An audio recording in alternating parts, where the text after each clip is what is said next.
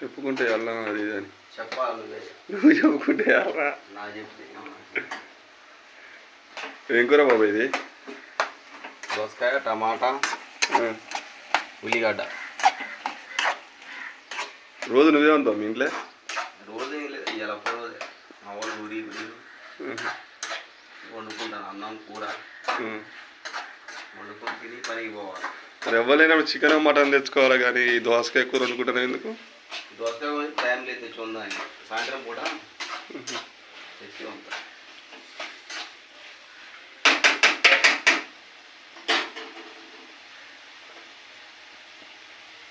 ఏంటిది అది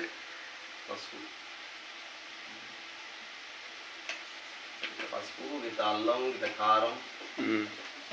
వేసి ఎసరు పోసి అదే ఉడుకుతుంది